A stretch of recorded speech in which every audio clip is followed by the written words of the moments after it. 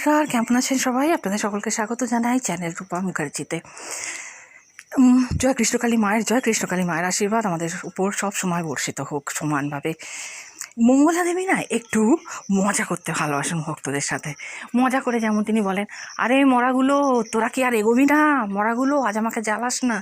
তাতে কি সত্যি সত্যি সকল ভক্তরা মরে যান না? উনি মজা করে বলেন এই কথাগুলো। তো এইবারে এই টপিকেও যদি বিরোধীরা ভিডিও করতে চায় তো করতেই পারেন, কারণ তাদের তো কিছু টপিক দরকার পড়ে না, তো মানে কি লাইমলাইটে আসার জন্য। তো তারা এই ধরনের মানে ওচাটা কাজকর্ম করতেই থাকেন। তো যাই হোক, আমি আপনাদেরকে একটা ঘটনা বলছি, যেটা মঙ্গলা দেবী নিজেই বলেছেন যে মঙ্গল অথবা শনিবার ছিল, তখন অনেক ভক্ত দেখার পর ক্লান্ত হয়ে তিনি তাড়াতাড়ি চলে যেতে চাইছিলেন, কারণ আজকাল ভক্তরা আগের দিন রাত্রে এসে থাকেন এবং পরের দিনকে যাতে সকাল সকাল পুজো দিয়ে চলে যেতে পারেন, তো সেই ব্যবস্থা করেন। সেই রকমই একদল ভক্ত একটি বাসে করে এসেছিলেন। এবং আপনারা জানেন যে বেলেরা মন্দিরে ইলেকট্রিসিটি চলে এলেও পর্যাপ্ত পরিমাণে আলো লাগানো সম্ভব হয়নি। আলোর অভাবে তারা আবার বুঝতে পারেননি যে মঙ্গলা দেবী নাকি অন্য কেউ।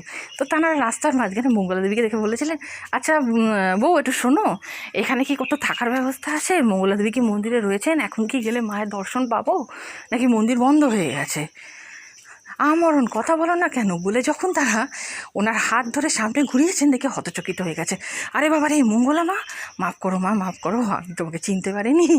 তো এরকম টুকটাক ছোটোখাটো মজা মঙ্গলা দেবী করতেই থাকেন। এতে কি হয় জানেন তো, যে ভক্তদের সাথে তার খুব একটা সহজ সম্বন্ধ হয়ে যায়, খুব সুন্দর একটা সম্পর্ক গড়ে ওঠে। তো এর অর্থ এই যে তিনি কি ভক্তদের অপমান করছেন? একেবারেই না। তিনি ভক্তদের সাথে নিজের সম্পর্কটা খুব স্বাভাবিক করে তুলছেন, যেটা অনেকেই পারেন না। তারা ভক্তদেরকে ব্যবহার করেন, কিন্তু মঙ্গলা দেবী সেটা করেন না। আসুন আমরা শুনে নিই মঙ্গলা দেবীর কণ্ঠেই যে ঠিক কী ঘটেছিল সেদিনকে। তবে তার আগে আপনাদের কাছে অনুরোধ, ভিডিওটি ভালো লাগলে লাইক, শেয়ার, কমেন্টস অবশ্যই করবেন, চ্যানেল সাবস্ক্রাইব করে পাশে থাকবেন। এক একটা ভক্ত তো চিনতে পারে না, আমি তো ছোট্ট পাড়া গুরগুজি পাড়া। এবার যারা আসছে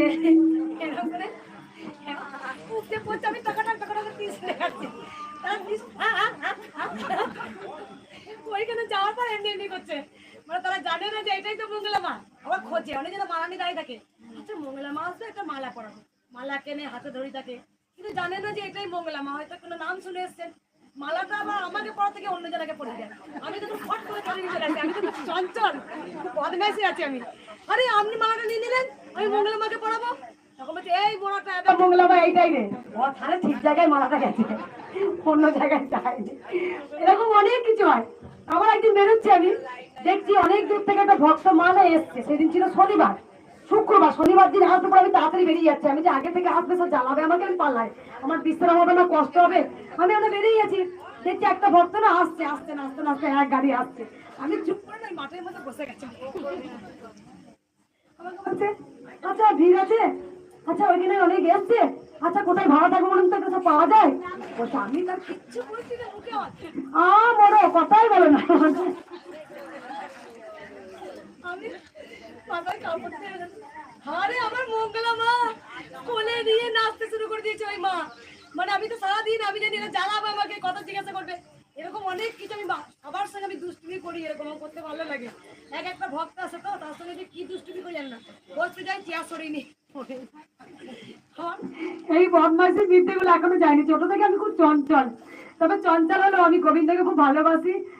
মানে আমাকে ধরে বেঁধে কেউ রাখতে পারেনি।